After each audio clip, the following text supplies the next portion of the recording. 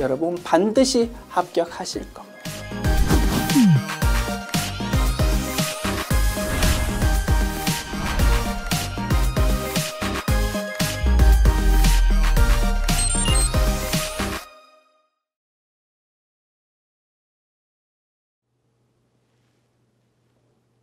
안녕하세요. 제9절 자산의 취득과 평가 본문 두 번째 부분 보도록 하겠습니다. 지난 시간에는요, 자산을 취득했을 때 세법상으로는 취득가액이 어떻게 계산되는지 그러한 내용들을 쭉 정리했고요. 이번 강의에는 이제 취득하고 나서 평가를 할 겁니다. 그죠? 자산에 대한 평가를 세법에서는 어떻게 바라보는지를 공부하게 됩니다. 재고자산의 평가 중에서 제일 중요한 부분은 아마도 이걸 겁니다. 재고자산의 평가. 우리 회사가 주된 영업활동을 위해서 판매 목적으로 가지고 있는 것이 재고자산입니다. 그 재고자산에 대해서 기말 단가를 산정해서 기말 재고자산 가액을 딱 계산할 건데요. 그거를 재고자산의 평가라고 부른다 이겁니다. 세법에서는. 그러한 재고자산의 평가에 대해서 세법 규정을 이제 공부할 거고 굉장히 금액이 크니까 중요하다 이겁니다. 재고자산의 평가라는 것은 기말 재고자산 가액을 결정하는 것이고 매출 원가가 기초재고 플러스 단기 매입액 마이너스 기말재고 그렇게 계산된다 그지요. 그러다 보니까 요 기말재고 평가가 바로 매출 원가로 연결된다 이겁니다. 금액이 굉장히 크다 보니까 각 사업연도 금액이 미치는 영향이 크고 중요하다 이겁니다. 그래서 회사가 이렇게 저렇게 장난 못 치도록 세법에서 딱 자의적 평가를 방지하기 위해서 구체적으로 딱 내용을 규정하고 있답니다. 그 내용을 보려고요. 자, 재고자산 평가 방법의 종류입니다. 다음 방법 중 법인이 관할관청에 신고한 방법으로 재고자산 평가한답니다. 우리 회계에서는요, 기말 재고자산 평가에서 제일 중요한 논리가 뭐였습니까? 키포인트가 저가법이었습니다. 장부에 적혀 있는 금액이랑 시장 가격이랑 비교해 가지고 시장 가격이 장부 금액보다 더 높다 그럴 때는 가만히 있습니다. 평가액 인식 안 하고요. 그와 달리 만약에 시장 가격이 장부 금액보다 낮다 그러면 바로 평가 손실이라고 이렇게 처리했다 이겁니다. 그거를 저가법이라고 불렀습니다. 세법에서는요, 자 보십시오. 회계에서는 보수적인 입장에서 정보 이용자한테 유용한 정보를 제공하는 것이 굉장히 중요한 거였습니다. 그런데 세법에서는 입장이 다릅니다. 유용한 정보를 제공한다는 명분으로 막 장난치려고 하는 회사가 많다 보니까 과세 형평성을 위해서 일단 기본적으로는 저가법 같은 거 하지 말고 원가법으로 해라 그렇게 딱 접근된답니다. 그런데 저가법이라는 논리가 워낙 중요하니까 회계에서 중요하게 다루고 있는 부분이니까 세법에서도 인정을 해줄게 그러한 입장이랍니다. 그래서 세법에서는요, 회사가 원가법 또는 저가법 중에 하나를 선택해 가지고 신고하도록 현재 규정하고 있답니다. 굉장히 큰 차이점이다 그지요. 그리고 자, 원가법은 이제 세세하게 나눠보면 이런 방법들이 있으니까 그지. 요 재고자산의 평가 방법을 규정할 때는 대분류, 소분류라는 개념을 사용해야 되겠다 그지요. 자, 원가법만으로 따져봤을 때 개별법, 선입선출법, 후입선출법, 총평균법, 이동평균법 이런 것들이 있을 수 있다 이겁니다. 그리고 우리 회계에서 배우지는 않았지만 이러한 아주 좀 예외적인 방법인데요. 이러한 재고자산 평가 방법도 있기는 있답니다. 요거까지 세법에서는 일단 인정하고 있답니다.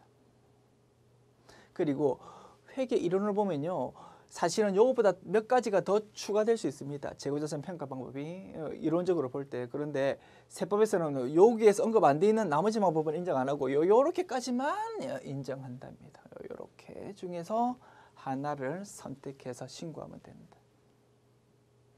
저가법도 인정한다고 했습니다. 그래서 우리 회사는 저가법을 적용하겠습니다라고 신고할 수도 있다 이겁니다. 다만 저가법을 신고할 때 대응되는 원가법 방법 중에 하나를 선택해 가지고 신고해야 될 겁니다. 우리 회사는 저가법은 저가법인데 선입선출법이면서 저가법으로 적용하겠습니다라고 신고할 수 있다 이겁니다. 되겠죠. 그래서 저가법 신고할 때는 시가와 비교되는 원가법, 즉 소분류에 해당되는 그 원가법을 함께 신고해 주어야 된다 이겁니다. 재고자산 평가 방법의 선택에 대해서 조금 자세하게 볼게요. 자, 우리 앞에서 언급드렸던 이러한 방법 중에 하나를 선택해 가지고 신고할 수 있다고 했는데 적용 단위를 보면요, 종류별로 좀 다르게, 예를 들어서 상품은 선입선출법, 원재료는 총평균법, 이렇게 요 재고자산 종류별로 서로 다른 방법으로 적용하는 것은 인정해 준다 이겁니다. 적용 단위. 그 다음에 영업장별로 다른 방법 적용하는 것도 인정을 해준답니다. 예를 들어서 우리 회사가 A라는 영업장이 있고요, B라는 영업장이 있고 두 개의 영업장이 있답니다. 그러면 A 영업장에 있는 원재료에 대해서는 선입선출법, B 영업장에 있는 원재료에 대해서는 총평균법, 그죠? 똑같은 원재료라도 영업장별로 또 다르게 적용할 수 있답니다. 현재 적용 단위는 이렇게 좀 세분화할 수 있는 것까지는 인정한다. 됐습니다.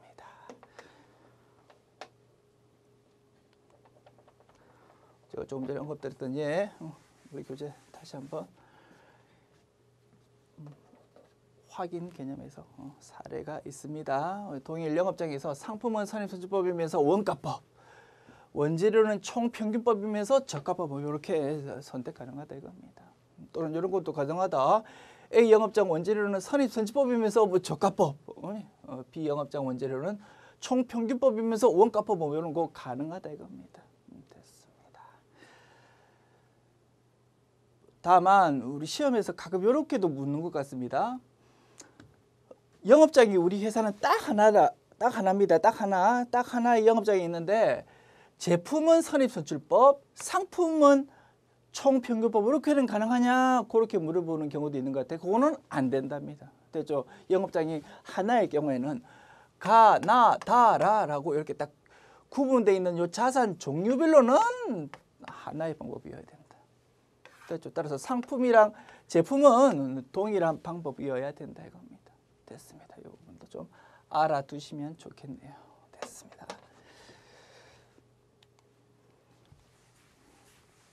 자, 재고자산 평가 방법을 신고를 해야 된다고 했는데 언제까지 신고하면 되는지 살펴봅시다. 최초 신고는요, 법인 설립일이 속하는 사업연도 법인세 신고할 때까지 우리는 재고자산 뭘로 신고할 건지 이렇게 신고해 달랍니다.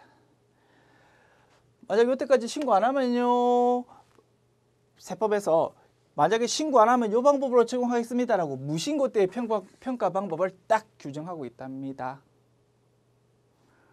무신고 때의 평가 방법을 적용하고요.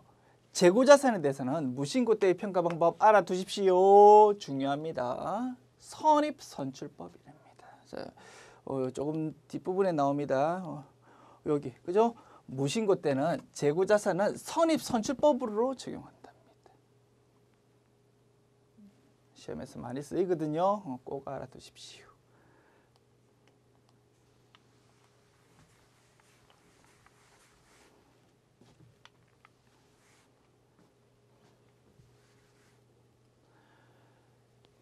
그래서 이때까지 재고자산 평가 방법 신고해야 되는데 안 하면은 무신고 때의 평가 방법인 선입선출법을 적용하고요.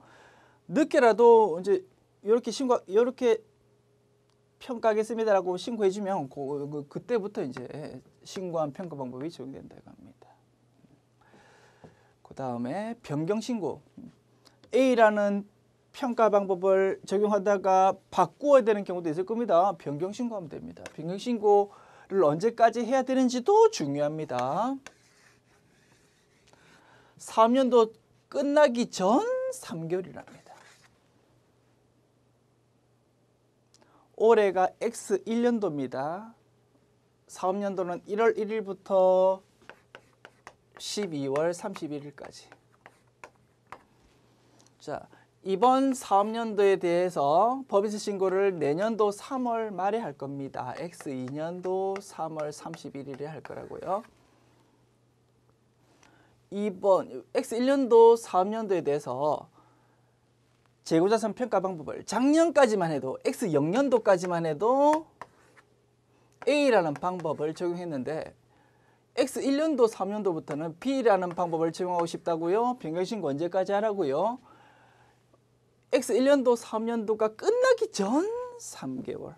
그러면 X1년도 9월 30일까지 이때까지 신고해 주어야 된다 이겁니다. 비록 내년도 3월에야 법인세 신고를 할 거지만 엄청 미리 변경신고해야 된다 그지요. 워낙 변경신고 참고로 감가상각 방법을 변경신고하려면은 언제까지 승인 신청해야 된다고 했습니까? 기억나십니까? 해당 3년도 종료일까지였습니다.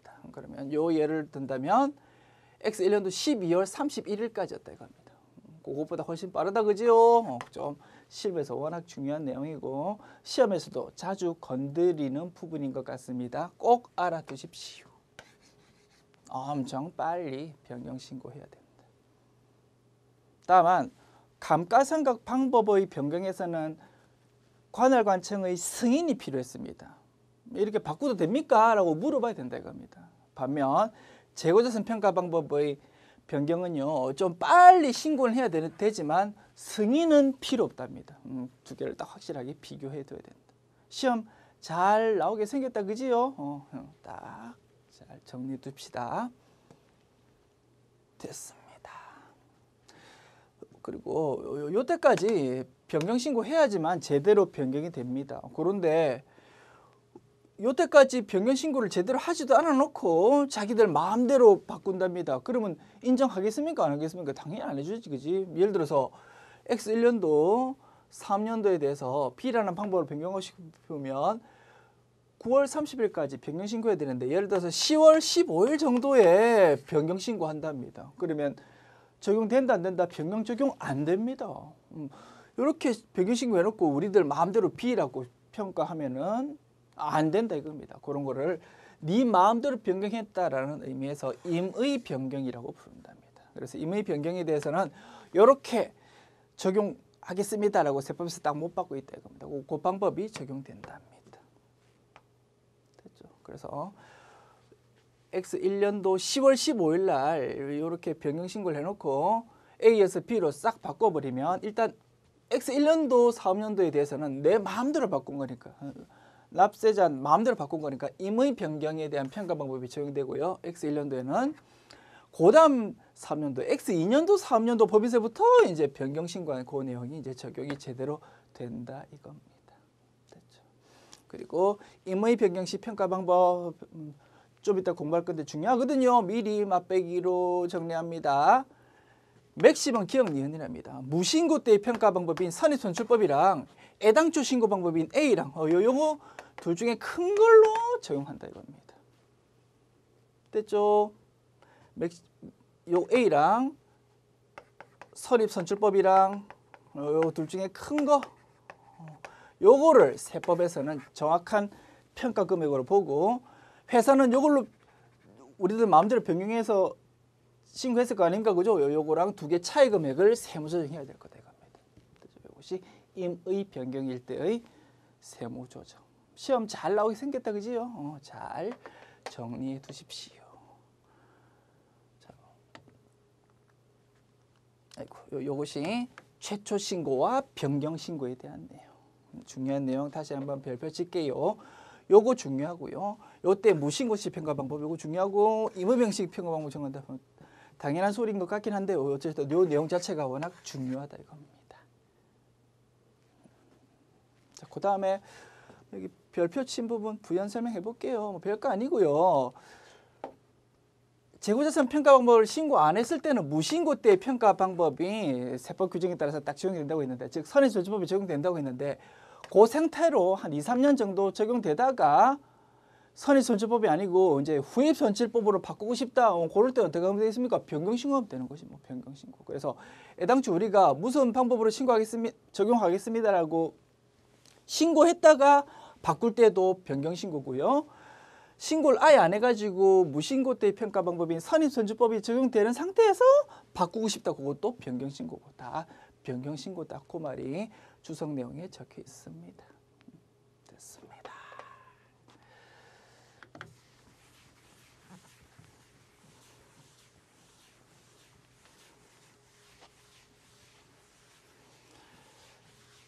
재고자산 평가 방법과 감가상각 방법의 비교 이미 설명은 드렸는데요. 다시 한번 체크해 봅시다. 시험 나올 수 있는 포인트. 최초 신고 기한은 똑같다고 보면 되겠네요. 최초 재고자산 평가 방법은 설립일에 속하는 사업연도 법인세 신고할 때까지, 감가상각 방법은 영업 개시일이 속하는 사업연도 법인세 신고 기한까지. 뭐 단어는 조금 다릅니다만 뭐 의미는 뭐 똑같다라고 볼 수 있겠다. 기한 후 최초 신고. 최초 신고를 이때까지 해야 되는데 안 하면은요, 일단 무신고 때 평가 방법인 선입선출법이 적용된다. 그리고 그 이후 사업연도부터 뭔가 무신고 한 상태라면 선입선출법이 적용되다가 늦게라도 우리는 이제 무슨 방법으로 적용하겠습니다라고 신고를 하면은 그때부터는 해당 신고한 방법이 적용될 거다 이겁니다. 그 다음에 감가상각 방법은요, 이때까지 최초 신고 안 하면은 일단 무신고 때의 상각 방법이 자산 종류별로 요러한 자산에 대해서 무신고하면은 요 방법으로 적용하겠습니다라고 딱 세법에서 정해져 있었잖아요. 그것이 그 방법으로 그냥 계속 적용한 게 원칙이다 이겁니다. 이런 면에서 조금 차이는 있겠네요. 자, 그 다음에 변경 절차, 이 부분이 중요한 차이였습니다.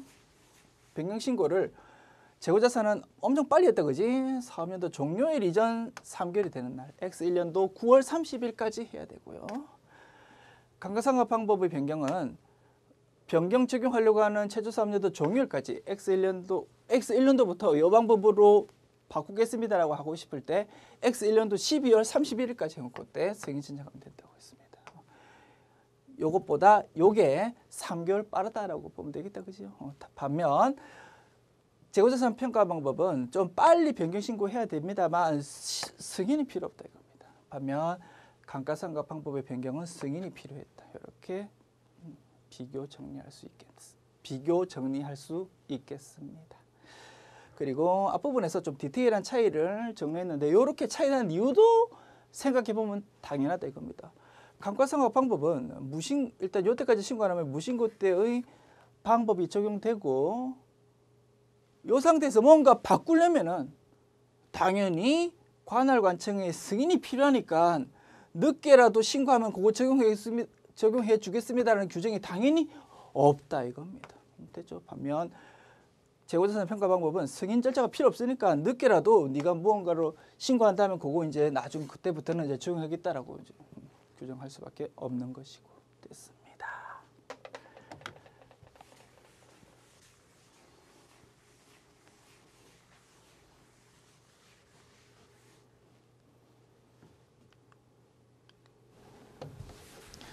자, 재고자산 평가 방법에 대해서 최초 신고 안 하면 일단 무신고 때의 평가 방법이 적용되고 그거는 선입선출법이라고 했고요. 임의 변경일 경우에는 세법에서 이렇게 적용하겠습니다라고 규정하고 있다 겁니다. 둘 중에 큰 거랍니다.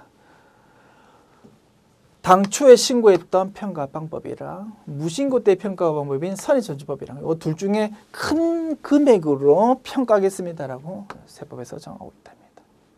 이게 임의 변경 때의 평가 방법. 임의 변경이라는 것은 뭐라고요? 변경 신고를 X1년도 9월 30일까지 해야 되는데 한 10월 15일쯤에 뭐 해놓고 자기 마음대로 평가 방법 바꾸는 거, 그런 게 임의 변경에 해당할 거고요. 그 다음에 신고는 뭐 선입선출법을 해놓고 자기들 마음대로 변경 신고 자체도 아예 안 해놓고 그냥 후입선출법으로 뭐 이렇게 평가하는 거. 이것도 당연히 임의 변경이 될 거다 이겁니다. 됐죠? 신고한 평가 방법 외의 방법으로 아예 변경 신고 같은 것도 절차도 아예 안 하고 그냥 자기들의 마음대로 바꾸는 것도 임의 변경이고, 법정 기한 이후에 자기들이 변경 신고해 놓고 그럼 효력이 이번에 없는데도 불구하고 자기들 마음대로 고친 것도 당연히 임의 변경이고, 이렇게 풀어서 좀 분석해 볼 수 있다 이겁니다.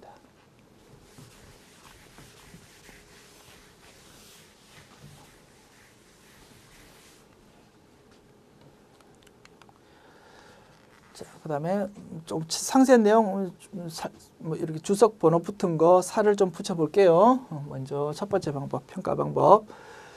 무신고 또는 임의 변경할 때 이렇게 평가하십시오라고 세법에서 규정되어 있는데 요거는 재고자산의 법정 종류별 우리가 아까 배웠다고 그죠? 가군, 나군, 다군, 라군 요걸로 구분해 가지고 그 사유에 해당하는 종류별 자산에 한해서 준용해서 그런 규정이 적용되는 것이고 예를 들어서 제품도 있고 원재료도 있는데 제품에 대해서는 제때 잘 신고했는데 원재료만 무신고했다. 그러면 원재료에 대해서만 선입선출법 적용하면 된다 이 말입니다.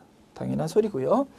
그 다음에 별표 2번 친 거는 신고한 평가 방법 외의 방법으로 자기들 마음대로 평가하는 거고 그거 당연히 임의 변경으로 보는데 혹시라도 보면 평가 방법을 신고하고 신고한 방법에 의해서 평가하긴 했는데 장부 작성 과정 또는 계산 과정에 있어서 약간 착오가 실수가 있어가지고 조금 금액을 다르게 계산한 경우에는 임의 변경으로는 보기 좀 가혹하다 이겁니다. 그때는 어떻게 계산 차이 나는 금액만 그냥 세무조정하면 된다. 됐죠? 그래서 실수로 뭔가 금액을 좀 작게 계산했을 때는 굳이 맥시멈, 기억, 니은 요걸 적용하지 않고 그냥 진짜 신고했던 금액이랑 계산 착오된 금액 그거 사이 차이 금액만 그냥 살짝 세무조정하면 된다. 맥시멈 하면은 그 세무조정 금액이 더 커질 수 있을 거 아닙니까? 그죠? 그렇게까지는 하지 말고 실제 차이 나는 부분만 그냥 세무조정 하십시오라고 현재 규정되어 있다 이겁니다. 듣고 보니 당연한 소리다. 그죠? 그 다음 별표 3번 무신고 때 선입선출법 하는 거라고 했는데 예외적으로 매매 목적용 부동산이라면 우리 회사는 부동산 매매업이랍니다. 토지, 건물 같은 부동산을 샀다가 마진 좀 붙여서 팔고 뭐 그렇게 하는 회사랍니다. 그럴 때는 1년 동안 거래하는 부동산이 많지 않을 거 아닙니까? 그죠? 그런 부분이라면 당연히 무신고 때 개별법으로 적용하는 것이 맞을 거다 이겁니다. 됐죠? 자, 이제 지금까지 재고자산 평가 방법에 대해서 열심히 공부해 보았고 시험에서 자주 출제될 수 있다고 말씀드렸습니다. 실무에서도 워낙 중요하니까 그 부분에 대해서 이제 사례로 공부했던 내용 출제가 어떻게 되는지를 한번 확인해 보도록 합시다. 사례요. X1년도 사업년도의 세무조정 해보시랍니다. 제품은 X1년도 10월 15일 날 총평균법에서 후입선출법으로 변경신고하고 장부에 우리 마음대로 후입선출법으로 이렇게 계상했답니다. 세법에서는 인정됩니까? 안 됩니까? 안 됩니다. 변경하려면 X1년도 9월 30일까지 변경신고해야 되잖아. 그런데 10월 15일 날 해놓고 우리 마음대로 바꾼다. 이거 임의 변경으로 본다 이겁니다.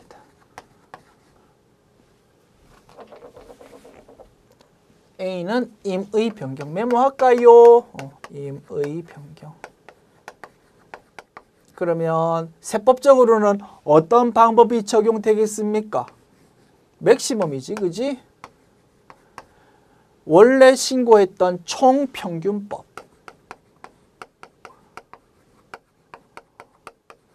그 다음에 무신고 때의 방법인 선입선출법. 요거 둘 중에 큰 게 적용될 겁니다.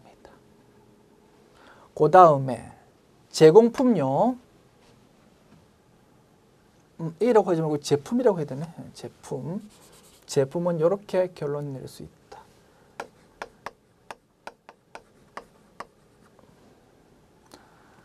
(1, 2, 3, 4) 번호 한번 붙여볼게요. 1번 제품은 이렇게 결론 냈고요. 2번 제공품은요. 평가 방법을 신고 안 했고요. 장부의 총평균법으로 계상했답니다. 평가 방법을 신고를 안 하면은 세법에서 뭐로 본다고요? 무신고로 보는 거지, 그지? 무신고 방법이 적용될 것이다. 무신고 했고, 즉 얘들은 선입선출법이 적용된다.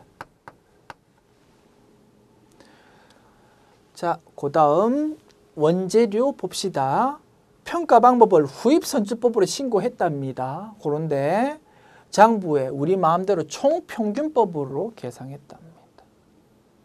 신고한 방법하고 다른 방법으로 변경 신고 자체를 아예 하지도 않고 마음대로 다른 방법 적용했다고요? 임의 변경이 되겠습니다. 원재료 임의 변경이고요. 맥시멈 원래 신고했던 내용 뭐다고? 후입선출법. 그 다음에 무신고 때의 방법 선입선출법. 요거 중에 큰 걸로 적용해야 되겠습니다. 저장품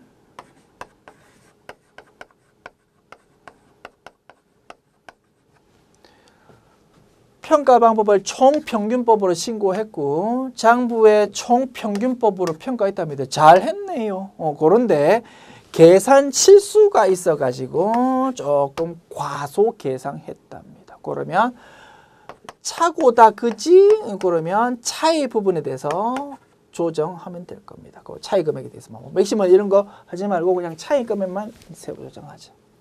됐습니다. 이 정도 메모하면 되겠네요. 됐습니다. 분석해 보았고요. 이제 금액 자료로 정리하면 이렇습니다. 장부에 제품은 뭘로 후입선출법 금액인 요 250원으로 기록했고 제공품은 총평균법으로 장부에 기록했거든 120원. 원재료는 총평균법으로 장부에 기록했거든 70원.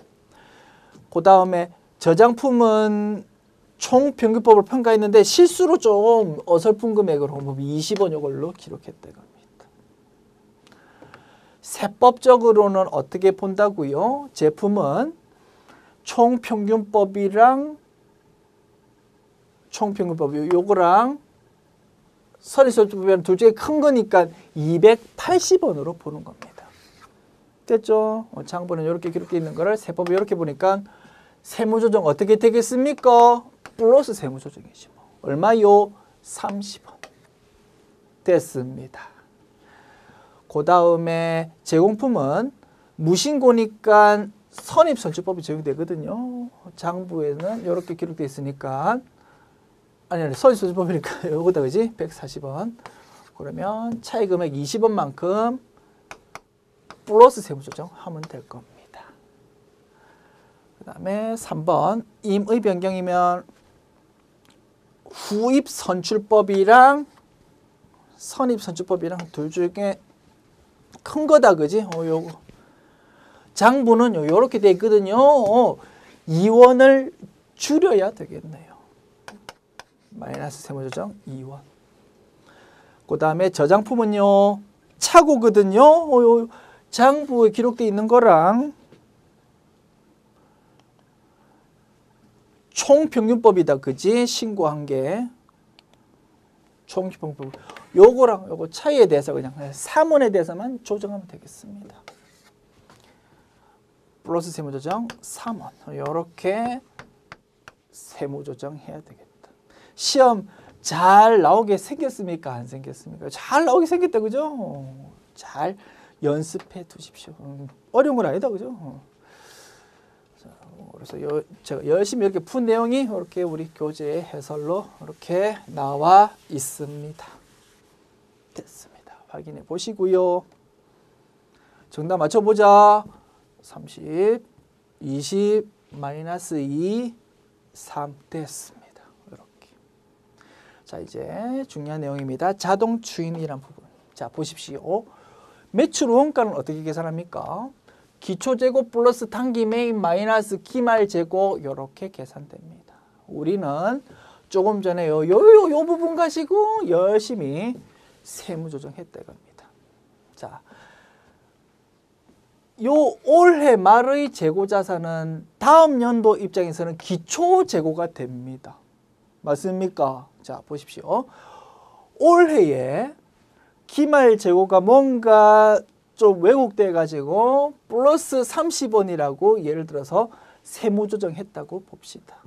기말재고가 왜곡되어서 플러스 30만큼 세무조정했다. 자, 플러스 세무조정했다라는 말은 올해의 매출 원가가 장부에 기록되어 있는 것보다 세법에서 생각하는 매출 원가가 더 작아지는 거다라고 보는 거다, 그지? 세법에서 말하는 매출 원가라는 송금이 더 작아지는 거라고 본다 이겁니다. 그래서 올해는 플러스 세무조정한 거다. 표시 이렇게 할까요? 올해는 매출 원가라는 손금이 작아진다. 그런데 요 금액이 내년도에는 기초 재고가 되거든요. 그러면 내년도 입장에서는 자, 보십시다. 기말 재고가 장부에는 100원으로 기록되어 있지만 세법에서는 130원으로 보는 거다 이겁니다. 그래서 올해 플러스 세무조정 30인 거고 내년도가 되면 이제 요 기말 재고가 기초 재고로 넘어갈 건데 장부에는 기초 재고가 100원으로 기록되어 있는데 세법에서는 뭘로 보는 거라고요? 130원으로 보는 거다 이겁니다. 기말 재고일 때는요, 그 영향이 마이너스이기 때문에 매출 원가를 줄이는 효과가 되었지만 기초 재고가 되면은 플러스 기호가 딱 붙으니까 그지? 그 부분만큼 매출 원가를 올리게 되는 거다 이겁니다. 내년에는 손금을 올리는 것이다. 비용을 더 크게 만들어야 되는 거다 이겁니다. 장부보다. 그러면 세무조정이 뭘로 표현될 수 있습니까? 마이너스 세무조정으로 표현될 수 있습니다. 30원만큼. 장부 금액이 왜곡됐으니까 제대로 세무조정을 해야 되겠다. 그러면 올해 플러스 30이라고 세무조정 되었던 거는 묻지도 따지지도 않고 내년에는 바로 이렇게 마이너스 세무조정이 된다 이겁니다. 이런 거를 세법에서는 자동 추인이라고 부른답니다. 실무에서도 굉장히 중요하고 시험에서도 굉장히 중요하고. 그래서 우리는 자동 추인상 두 가지는 꼭 명심해야 됩니다.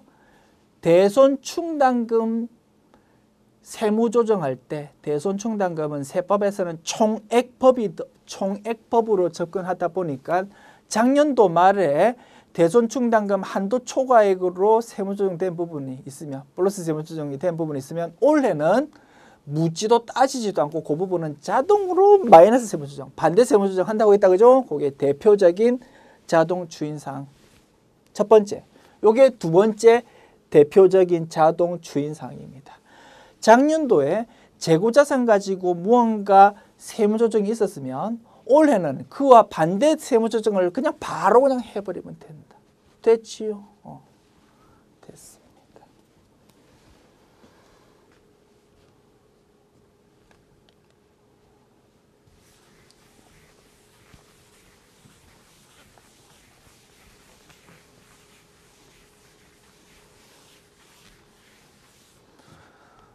요거 꼭 요금이다 이제. 자, 중요한 건 다 말씀드렸고 이제 굳이 이제 도식화 해보면 이렇다 이겁니다. 올해에 재고자산 가지고 플러스 세무조정 한 거 있으면 내년도에 반대 세무조정 이렇게 나타나고 올해에 마이너스 세무조정 만약에 했다면 내년도에는 반대로 플러스 세무조정이 나올 거다 이겁니다. 그런데 이제 이 표에서 꼭 우리가 알아야 될 거는 명칭입니다. 실무에서 사용하는 용어. 왜 용어를 알아야 되냐면 실무에서 그냥 업무하는 사람들끼리만 쓰는 게 아니고 시험에서도 요 용어가 등장해 버리니까. 자, 단기 기말 재고 가지고 플러스 세무조정해야 되는 상황을, 즉 장부에 기록되어 있는 평가 금액보다 세법에서 생각하는 평가 금액이 더 크다. 그러면 그만큼 플러스 세무조정해야 되잖아, 그지? 그러한 상황을 실무에서는 재고자산 평가감이라고 부른답니다. 이러한 상황을 말하는 재고자산 평가감이라고 부른답니다. 이름을 보면은 뭘 감소해야 된다라는 그러한 느낌이 들다 보니까 마이너스 세무조정 해야 되는 것처럼 그렇게 공부하는 입장에서는 느낄 수 있다 이겁니다. 그런데 실무에서는 이렇게 부른데 재고자산 평가감이라고 부르면서 플러스 세무조정 한답니다. 아시겠죠? 괜찮습니다. 저도 어려웠습니다. 처음 공부할 때는 실무해보지도 않았는데 이해도 잘 안 가는 이런 이름을 뭐 이렇게 자꾸 이렇게 매치시키다 보니까 할 수 없어. 실무에서는 어떤 이유인지 모르겠지만 이렇게 부르고 있다고. 그래서 이러한 요가 나오면 올해에 플러스 세무 중 한 거구나. 그런 상황으로 정확하게 딱 이해하시고 문제를 풀어주시기 바랍니다. 그럼 반대 상황은 뭐라고 부르겠습니까? 재고자산 평가 증이라고 부르겠지, 그지? 뭔가 증가시켜가지고 플러스로 세무조정 해야 될 것 같은데 아니다고. 됐습니다. 자, 그다음 사례 봅시다. 단기와 차기의 세무조정 봅시다. 단기 말 비상품 평가액요. 100원으로 장부에 기록되어 있는데 세법상으로 평가해 보니까 150원이 납니다. 그러면 올해는 플러스 세무조정 50 해야 되겠고요. 이름 뭐라고? 재고자산 평가감. 그 다음에 내년도에는 반대 세무조정 될 겁니다. 마이너스 세무조정 50. 표시를 이렇게 할까요? 마이너스로. 됐죠? 이름 뭐라고? 정기 재고자산 평가감. 작년도에 재고자산 평가감이 있어가지고 올해는 반대 세무조정한 겁니다. 이렇게 됐습니다. 자, 지금까지 중요한 재고자산의 평가 방법 공부했고 이제 그 다음 세법 내용요. 유가증권의 평가에 대해서 살펴봅시다. 유가증권, 세법에서는요. 유가증권의 평가에 관한 내용을 구체적으로 자의적 평가를 방지하기 위해서 하고 있답니다. 재고자산을 똑같다 그지? 그러자. 자, 세법에서 구체적으로 규정하고 있는 유가증권의 평가 방법은 원가법이랍니다. 즉 유가증권 가지고 있는 거에 대해서 주식을 가정합시다. 주가 좀 올랐다고 평가이익, 주가 떨어졌다고 평가 손실 같은 거 인정 못하겠다 이겁니다. 세법에서는 기본적으로 원가법이다. 그래서 장부에서 기록하는 평가이익, 평가 손실은 전부 세무조정해야 되는 거다. 됐죠? 하물며 재고자산에서도 그 중요한 저가법 로직을 인정할까 말까 고민하고 있는 상황이라면 유가증권은 당연히 평가이익, 평가 손실을 인정 안 하겠지 뭐. 됐습니까? 이렇게 이해해 주십시오. 그래서 유가증권에 대해서 원가법에 해당하는 다음 방법 중 하나를 선택해 가지고 관할 관청에 신고해 주십시오라고 규정되어 있답니다. 원가법이다 보니까 장부에 기록되어 있는 유가증권 평가에 관한 이익 손실 같은 거는 전부 부인된다. 세무조정된다. 자, 선택할 수 있는 평가 방법 채무증권, 지분증권으로 나눈답니다. 채무증권은 이러한 방법 중에 하나, 지분증권은 이러한 방법 중에 하나.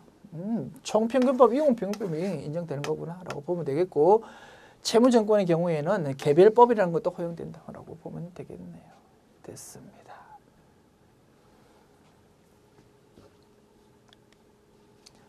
유가증권 평가 방법의 최초 신고와 변경 신고 요거는 재고자산 때 배웠던 내용을 그대로 준용한다라고 세법에서 규정되어 있답니다. 따로 공부할 필요 없다 그죠? 복습 차원에서 다시 한번 이렇게 소개해 드렸습니다. 요때까지 최초 신고, 요때까지 변경 신고 해야 되고 최초 신고 안 하면 무신고 때의 평가 방법이 적용되고 변경 신고를 법에서 정해진 날짜보다 뒤에 해놓고 뭔가 자기 마음대로 평가 방법 바꾼다고요. 임의 변경으로 보고 임의 변경 때는 이렇게 평가하겠습니다라고 법에서 정하고 있다 이겁니다. 다만 무신고 또는 임의 변경 때 평가 방법이 조금 세부적으로 뜯어보면 조금 다르게 적용된답니다. 그 이유는 이거래요. 유가증권에 대해서는 선택할 수 있는 평가 방법이 총평균법 아니면 이동평균법이었다. 그죠? 예외적으로 채무증권은 개별법도 허용되고 선입선출법이라는 것이 허용이 아예 안 되다 보니까 무신고 때의 평가 방법이 조금 달라질 거다 이겁니다. 선입선출법이 아니고 뭘로 본다고요? 총평균법으로 본답니다. 그러다 보니까 임의 변경 때 맥시멈 기억 니언이 적용될 때 당초 신고 내용과 무신고 때 신고 내용 요 둘 중에 큰 걸로 적용한다고 했지 않습니까? 그죠? 요때의 무신고 때 평가 방법이 선입선출법이 아니고 총평균법이 된다 이겁니다. 됐죠? 그래서 기본 논리는 똑같은데 선입선출법이 허용 안 되다 보니까 이렇게 지금 규정이 조금 달라진다. 됐습니다.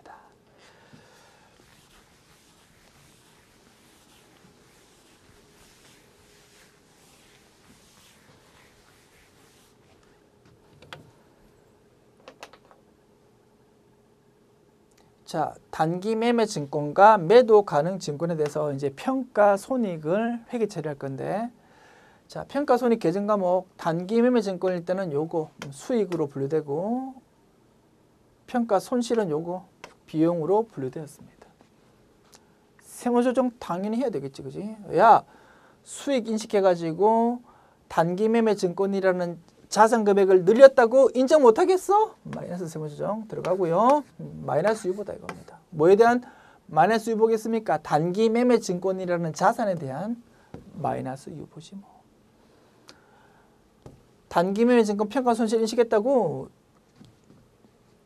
요런 회계 처리해가지고 단기 매매 증권이라는 자산의 금액을 깎았다고 인정 못하겠어? 그대로 늘려. 원상복귀시켜.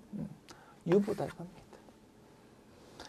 매도 가능 증권, 매도 가능 증권 평가 이익이라는 계정 과목 사용해서 회계 처리했고, 요거는 수익이 아니고 뭘로 분류되었었습니까? 기타 포괄 손익 누계액이라는 자본 계정 과목으로 분류되었었다 이겁니다. 따라서 이 부분은 손익계산서로 가는 게 아니고 재무상태표로 간다라고 우리 열심히 회계 공부했었다 이겁니다. 이 부분에 대해서 인정한다 안 한다? 안 한다고요. 세법에서는 인정 안 하고 세무조정 들어가야 됩니다. 이러한 계정 과목 사용해서 회계 처리 어떻게 됩니까? 자, 해봅시다. 주식인데요. 주가가 100만 원 올랐답니다. 차변에 매도 가능 증권 100만 원, 대변에 매도 가능 증권 평가 이익 100만 원 이렇게 회계 처리합니다. 차변에 자산의 증가, 대변에 자본의 증가가 기록되는 거다. 세법에서는 인정 안 하거든요. 이제 세무조정 들어가야 됩니다. 자산의 증가 기록한 거 인정 못 하겠어. 마이너스 세무조정, 마이너스 유보 기록합니다. 뭐에 대한? 매도 가능 증권이라는 자산에 대한 마이너스 유보다. 여기서 끝나면 안 됩니다. 왜? 대변 쪽에 기록한 매도 가능 증권 평가액이라는 것이 수익이라면 요 하나만의 세무조정만 하면 되는데 수익이 아니고 뭐다고? 자본 항목이잖아. 그때는 올해에 회사가 이러한 회계처리를 했지만 수익으로는 하나도 기록한 적이 없으니까 요것만 홀랑 세무조정 해버리면 세금이 쓸데없이 작아져 버릴 수가 있으니까 요것만 끝나는 게 아니고 요 플러스 세무조정도 해야 된다 이겁니다. 플러스 세무조정으로 기타로 세무조정한다. 뭐에 대한? 요 계정 과목에 대한 거지. 이렇게 세무조정한 이유는 말씀드렸습니다. 이러한 계정 과목을 회계 처리했지만 회사에서는 수익으로 기록한 것이 한 푼도 없기 때문에 할 수 없이 이게 필요한 것이다. 소득처분에 있어서 세무조정이 필요는 한데 외부로 돈이 유출된 것도 아니고 자산 부채가 왜곡된 것도 아닌 때는 뭐 쓴다고 했습니까? 기타라고 쓴다고 했습니다. 그래서 이러한 기타라는 소득처분이 사용되는 걸 보면 전부 자본에 해당하는 계정 과목에 대한 세무조정일 때 나타난다라고 우리 제2절에서 소개를 해드렸었다 이겁니다. 그렇게 이해하여 주시면 되겠다. 그리고 마지막 케이스도 마찬가지 이러한 계정 과목으로 매도 가능 증권이라는 자산을 감소시키면 인정 못합니다. 원상복귀. 그 다음에 자본 항목에 대해서는 요 세무조정이 나타난다. 됐습니다. 자, 사례로 확인해 볼게요. 참고로 우리 유가증권에 대해서 사용할 수 있는 계정 과목은 총 4가지 중에 하나였다. 그지요? 단기 매매 증권, 매도 가능 증권, 만기 보유 증권, 지분법 적용 투자 주식 4개 중에 하나라고 했는데요. 만기 보유 증권에 대해서는요. 회계에서는 우리 구체적으로 회계 처리는 출제범위 벗어나니까 공부 안 했었습니다. 채무증권의 경우 채무증권에 적혀있는 만기까지 회사가 끝까지 쥐고 있으려고 취득했다. 즉 만기까지 보유할 목적으로 채무증권을 보유했을 때 만기 보유증권이라는 계정 과목 사용하는데 이 경우에는 어차피 만기까지 가지고 있을 거니까 채무증권에 대해서 혹시라도 시장 가격이 오르거나 떨어지더라도 평가 손익을 인식하지 않는다 이겁니다. 회계 처리 기준을 보면은 비록 우리 출제 범위는 벗어나지만 그래서 뭐 회계 자체에서 평가 손익을 인식 안 하니까 세무조정할 것도 당연히 없다 이겁니다. 이 부분은 됐죠? 그 다음에 지분법 적용 투자 주식에 대한 회계 처리는 우리 출제 범위를 완전히 벗어납니다. 그래서 아예 신경 쓰지 말자 이겁니다. 그래서 이 부분도 사실은 회계 기준대로 처리하면 세무조정이 나타나거든요. 그런데 이건 아예 신경 쓰지 말기로 하자. 이렇게 정리합시다. 됐습니다. 그래서 우리 출제 범위가 되는 단기 매매 증권과 매도 가능 증권에 대한 평가했을 때의 세무조정 사례로 확인하자. 자, 사례 1. X1년, X2년의 세무조정 봅시다. X1년도 11월 1일 날 단기 매매 차익 목적으로 주식 140원을 현금으로 취득했고요. 단기 매매 증권 취득한 거다. 그지?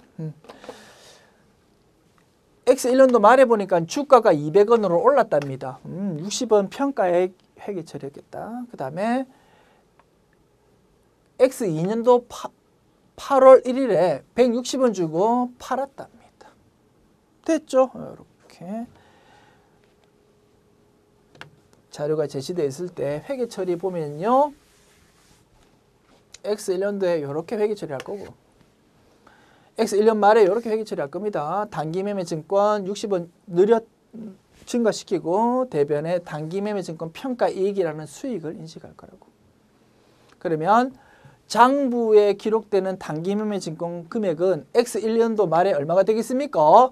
원래 140원 주고 샀다가 주가가 60원 오르는 바람에 200원으로 될 거다고. X1년도의 기말 현재 주식 가격이 요 시가 200원으로 재무상태표에 기록될 거다 이겁니다. 요 주식을 X2년도 8월 1일에 팔아먹었는데 팔 때는 보니까 이제 팔 때 200원이라고 적혀 있는 자산을 없앨 겁니다. 팔 때 보니까 주가가 조금 떨어졌나 봅니다. 160원에 팔았다 이겁니다. 그러면 40원을 처분 손실이라는 비용으로 회계 처리할 거다 이겁니다. 잘 아시죠? 이렇게 회계 처리했을 때 세무조정 봅시다. 취득한 거에 대해서는 그대로 인정합니다. 노터치. 기말에 이렇게 평가 이익 인식한 것 세법에서는 인정한다 안 한다? 안 한다고요. 야, 네 마음대로 왜 자산을 평가해가지고 금액 늘어뜨리니? 안 돼. 인정 안 하고요. 마이너스 세무조정 60원 기록해서 마이너스 유보로 소득 처분할 겁니다. 그러면 세법상으로는 단기 매매 증권의 금액이 얼마라고 부과집니까? 애당초 취득했을 때의 금액인 140원으로 본다 이겁니다. 뭐라고? 원가법이라고. 원가법. 됐습니까? 원가법으로서 140원으로 보고요. 자, 장부에는 이렇게 처분했을 때 200원짜리를 160원 팔았으니까 40원 손해봤습니다라고 이렇게 회계 처리했는데 세법에서는 어떻게 바라본다고요?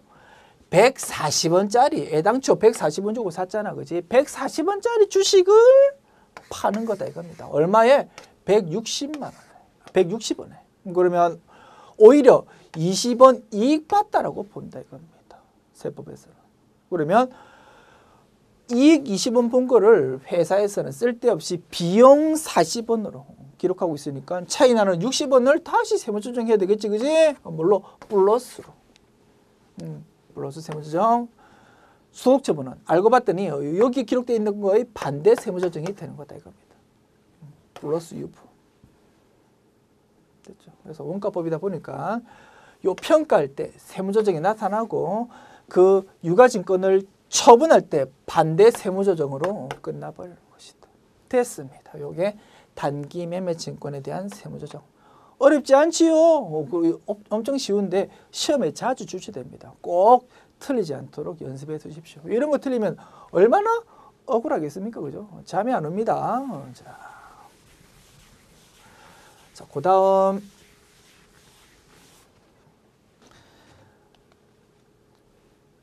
매도 가능 증권에 대한 사례 봅시다. 조금만 힘내시고요. 자, 사례 2. X1년, X2년, X3년의 세무조정 해보랍니다. X1년도 3월 1일에 장기 투자 목적으로 주식 200원을 현금으로 취득했답니다. 매도 가능 증권 취득한 거다. X1년도 말 주가가 240원으로 주가가 좀 올랐고요. X2년도 말에는 180원으로 좀 떨어졌답니다. 그 다음에 X3년도 2월 1일에 300원에 현금으로 처분했답니다. 됐습니까?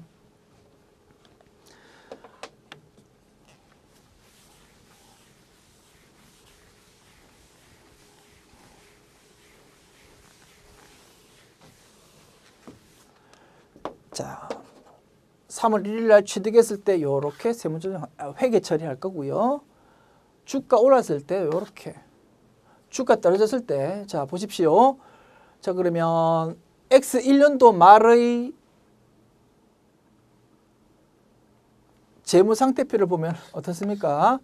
자산 쪽에 적히는 매도 가능 증권은 얼마가 된다고요? 240원이 되고요. 자본 쪽에 적히는 매도 가능 증권 평가이익은 40원이 됩니다. 왼쪽에 있는 요거랑 오른쪽에 있는 요거랑 두 개를 자산이니까 궁극적으로 왼쪽일 거다, 그지? 왼쪽으로 해쳐모여 시켜보면은 240 마이너스 40 해가지고 애당초 취득원가인 200원으로 딱 귀결이 될 거다 이겁니다. 이게 재무상태표다. X1년도 말에. 자, 요런 상태에서 X2년도 보니까 주가가 180원으로 떨어졌답니다. 그러면 240만 원 작년도 말까지만 해도 주가가 240원이었는데 180원으로 주가가 X2년도 말에 떨어지다 보니까 60원만큼 매도 가능 증권이라는 자산의 감소를 대변에 기록할 겁니다. 차변 쪽에 60원을 전체를 다 매도 가능 증권 평가 손실로 처리하면 안 됩니다. 왜?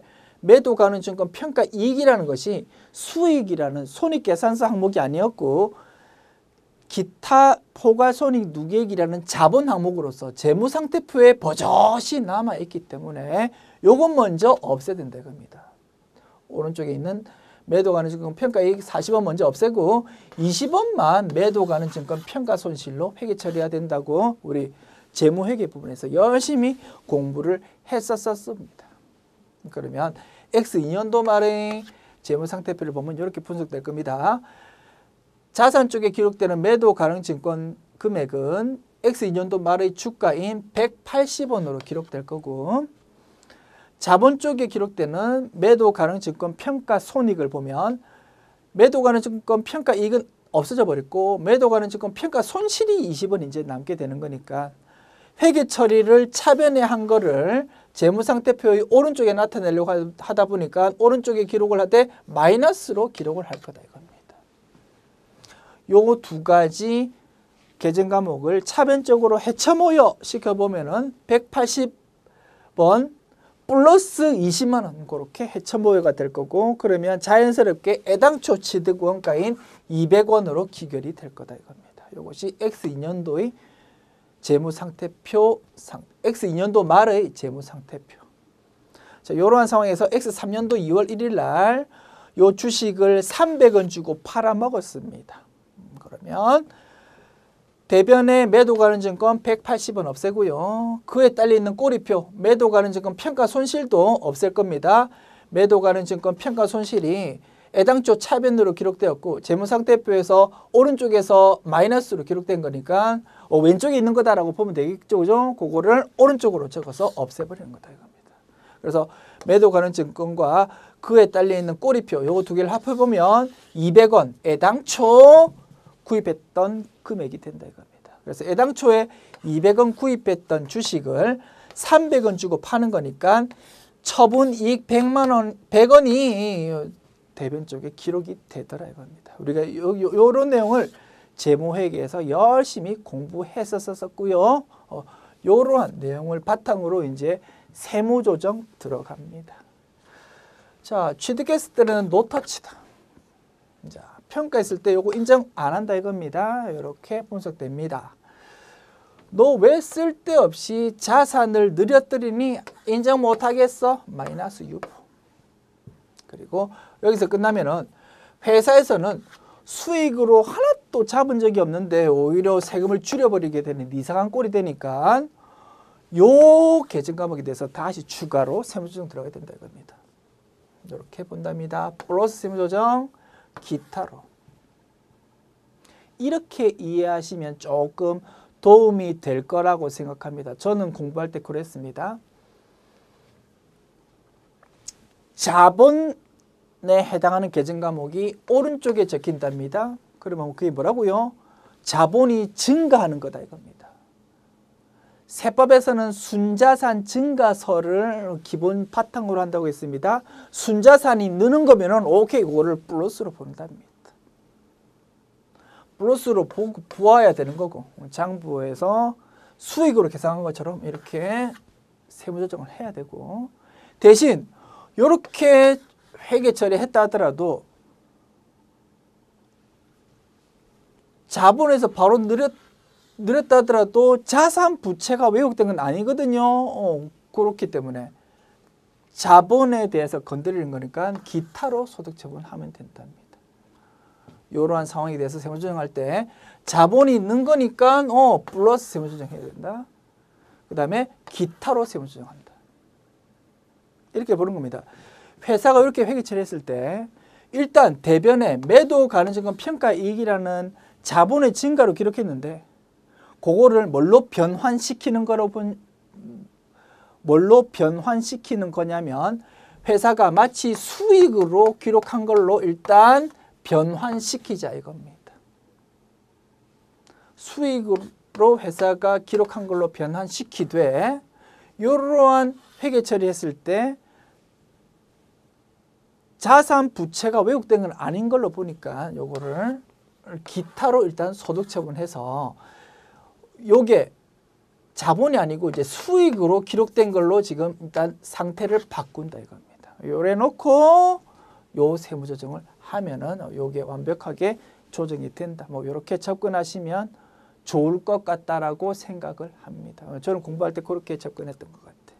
그렇죠? 그래서 지금 뭔가 이거 건드리고 싶은데 회사에서 수익으로 지금 기록을 안 했다면 일단은 요걸 회사가 마치 수익으로 기록한 것처럼 바꾸기 위해서 요 작업을 일단 먼저 1단계로 해놓고 그 다음에 이제 필요한 평가에 대한 세무조정을 한다. 이렇게 접근해 주십시오. 됐습니다. 자, 요 평가에 대해서 세무조정 해보았고